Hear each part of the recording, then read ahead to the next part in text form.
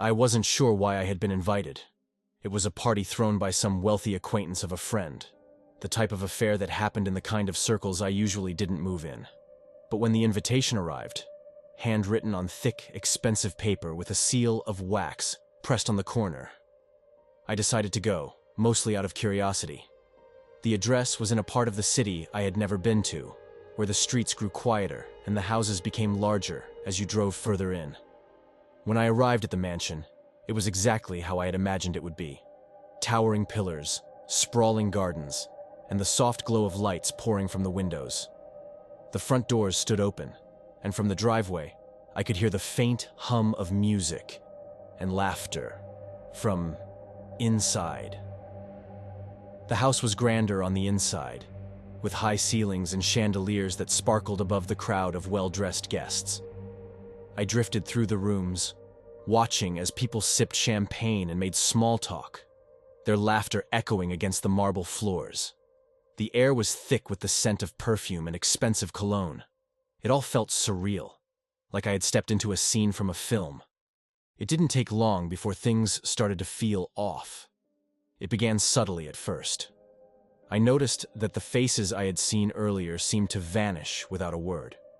One moment, someone would be chatting in a group, and the next, they were gone. At first, I thought nothing of it. It was a big house, after all, with plenty of rooms for people to wander into. But as the night wore on, the number of guests seemed to dwindle faster than it should have. I mentioned it to a woman standing near the buffet table. She smiled politely, but didn't seem concerned. "People get lost in a place like this," she said, her voice light. "Happens all the time." I tried to shake the feeling of unease creeping up my spine, but it was hard to ignore. The air in the mansion felt heavier now, as though it were pressing in on me. I started counting the faces around me, trying to see if I could recognize anyone I had spoken to earlier. But the crowd was different now. Smaller, yes, but also stranger. The laughter had become quieter, almost forced, and the conversations seemed strained. Then, I found the first clue. It was tucked beneath a champagne flute on a small side table, a folded piece of paper with my name written on it in delicate script. I unfolded it slowly, feeling the weight of the paper between my fingers. Inside, in neat handwriting, were 2 words: "Find them." I looked around, but no one seemed to be paying attention to me. I wanted to ignore it, to brush it off as some kind of joke, but something about it gnawed at me. I slipped the note into my pocket and began moving through the mansion, paying closer attention to the rooms I entered. As I walked through the hallways, the mansion seemed to grow larger, more maze-like. Rooms I swore I'd seen before now led to unfamiliar corridors, and the guests were fewer and farther between. The music still played softly in the background, but it was more like a distant echo now, almost eerie in its calmness. In a dimly lit hallway, I found the second clue. It was a small pendant, a delicate piece of jewelry I had seen earlier on one of the guests, a woman in a red dress, if I remembered correctly. It was placed carefully on the floor, as though dropped on purpose. I picked it up, and beneath it was another note. "They're watching." My pulse quickened, and I glanced around, half expecting someone to be lurking in the shadows. But the hallway was empty. The only sound was my own breathing. I clutched the pendant in my hand, the metal warm against my skin, and continued onward. The third clue came next. A smudge of lipstick, on the edge of a glass, abandoned on a windowsill in a darkened room. A faint trail of perfume still lingered in the air. Another note was tucked inside the glass, and this one made my blood run cold. Only one. I stared at the words for a long time, trying to make sense of them. What did it mean? Was this some sort of twisted game? The feeling of unease had now solidified into a deep sense of dread. Something was very wrong here, and I had no idea what I had walked into. I tried to leave, but every door I opened seemed to lead me deeper into the mansion. It was like the house had come alive, shifting and changing around me, trapping me within its walls. The laughter had stopped entirely now, replaced by an eerie stillness that hung in the air like a thick fog. The next clue was different. It wasn't a note or a piece of jewelry. It was a scream. Faint at first, but unmistakable. It echoed down the hallway, sending a chill through me. I ran toward the sound, my footsteps echoing off the marble floors. When I reached the source, I found a room at the end of the hallway, the door slightly ajar. Inside was a mess of overturned furniture, shattered glass, and, on the floor, an invitation card identical to the one I had received. But the name written on it wasn't mine. It was one of the guests I had seen earlier that night. There was no sign of them now, but beneath the card was the final note: survive. My hands trembled as I held the note, the weight of those words sinking in. Survive? What did that mean? The mansion was no longer just a strange place. It had become a trap, and the people inside were playing a game that I hadn't agreed to. But it didn't matter now. I was a part of it, whether I liked it or not. I turned to leave the room, but the door slammed shut behind me with a deafening thud. Panic surged through me, and I pounded on the door, but it wouldn't budge. The walls seemed to close in around me, and the air grew thick, making it hard to breathe. Then, I heard it. A whisper, soft at first but growing louder, coming from the shadows of the room. It was a voice I didn't recognize, low and sinister. Only one will leave. I backed away from the door, my heart racing. The room grew darker, the shadows creeping closer. I searched frantically for another way out, but there was none. The windows were sealed shut, the walls unyielding. The whisper grew louder, until it was all I could hear, filling my head with its terrible promise. Only one. I don't remember how long I stayed in that room, or when I finally found the strength to push open the door and stumble back into the hallway. The mansion was empty now, the lights dimmed, the music gone. The air was thick with silence, and the sense of dread was overwhelming.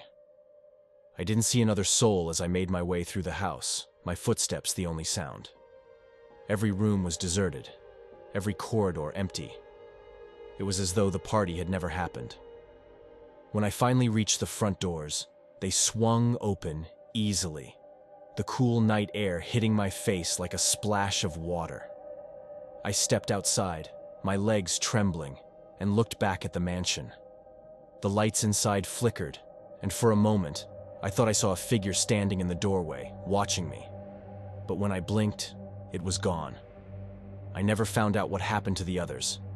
I never learned who had left the clues, or why I had been invited to that party in the first place. All I know is that I left the mansion that night, but part of me never truly escaped. Only one.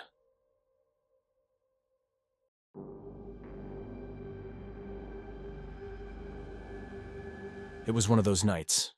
You know the kind, where the city is quieter than usual, yet you feel a nagging sense of restlessness. I had been wandering the streets for what felt like hours, searching for something to fill the strange emptiness gnawing at me. I wasn't even sure what I was looking for until I saw the small, dimly lit cafe nestled between two old brick buildings. I must have passed this street 100 times, yet I'd never noticed this place before. The sign above the door simply read, "The Midnight Cafe." The letters barely visible through the worn paint. Curiosity tugged at me, and before I knew it, I was pushing open the heavy wooden door. Inside, the place had a strange, nostalgic atmosphere, as though it had been frozen in time.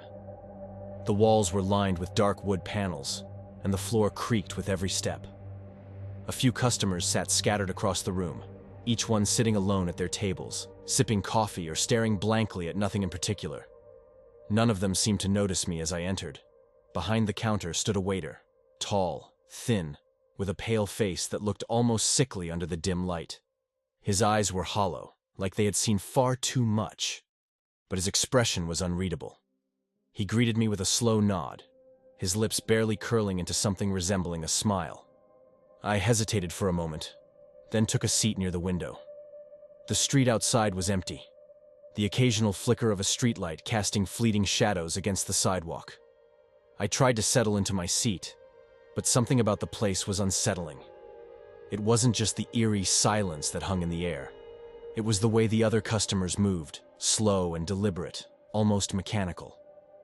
The waiter appeared beside me without a sound, a steaming cup of coffee already in hand. "I didn't order anything, I said, looking up at him. He stared down at me, his gaze unblinking. "It's on the house," he murmured, his voice low and almost inaudible. I nodded, though I felt a cold shiver creep down my spine. The coffee was bitter, but warm, and I sipped it slowly, trying to shake the unease that had settled over me. The other customers continued their strange routines, one of them stirring an empty cup over and over again, another tapping his fingers on the table in an erratic rhythm. Something wasn't right here, but I couldn't put my finger on it. The clock on the wall ticked away the minutes, its steady rhythm the only sound in the room. I glanced at it. 11:57 p.m. Suddenly the atmosphere shifted. It was subtle at first, like the air had thickened, making it harder to breathe. The room grew darker, the shadows lengthening unnaturally. I looked around, and the customers had stopped moving entirely, their heads turned ever so slightly in my direction, though their eyes remained fixed on the walls, or their cups. The clock ticked again. 11:58 p.m. The waiter was gone. The counter behind him was no longer there, replaced by an old, dusty mirror that reflected the room in strange, distorted angles.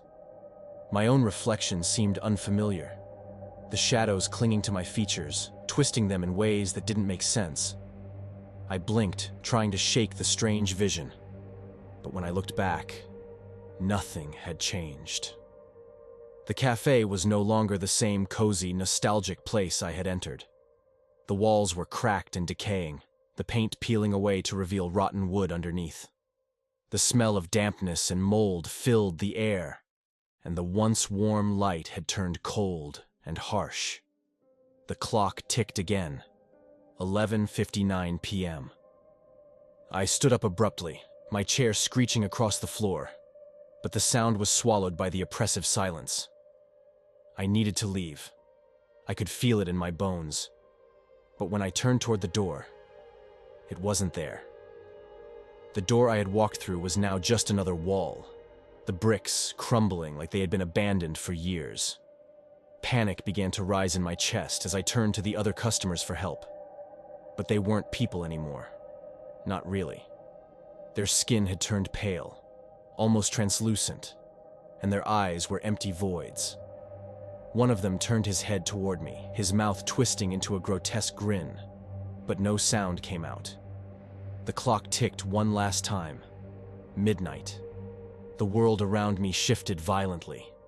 The cafe seemed to tear apart at the seams, the walls warping and stretching as if reality itself was unraveling. The other customers stood up from their seats in perfect unison, their movements now impossibly fluid, like something out of a nightmare. They began to approach me, their empty eyes fixed on me with an intensity that made my skin crawl. I backed away, my heart racing, but there was nowhere to go. The walls closed in, the space around me shrinking until I could barely move. The figures circled me, their twisted grins growing wider, their bodies contorting in unnatural ways. I screamed, but no sound came out. My voice was swallowed by the suffocating silence. I was trapped, caught in some terrible nightmare that I couldn't escape. And then, just as suddenly as it had begun, it stopped. The cafe was back to normal, or at least as normal as it had been when I first entered. The waiter stood behind the counter once more, his hollow eyes watching me. The customers were back in their seats, stirring their coffee or tapping their fingers on the tables. I rushed to the door, which had somehow reappeared. My hands trembled as I pulled it open, stepping out into the cool night air. The street was empty, the city as quiet as ever. But when I glanced back at the cafe, it was gone. I stood there for a long moment, trying to make sense of what had just happened. But the more I thought about it, the more it slipped away, like a fading dream. All I knew was that I would never forget the feeling of those empty eyes staring back at me, or the way the world had twisted around me in those final moments. And as I walked away, I couldn't shake the feeling that I wasn't alone, that something from that place had followed me into the night, lurking just beyond the edge of my vision. But no matter how many times I looked back, I never saw anything. Just the empty streets and the quiet city. But I could still feel it, watching me, waiting.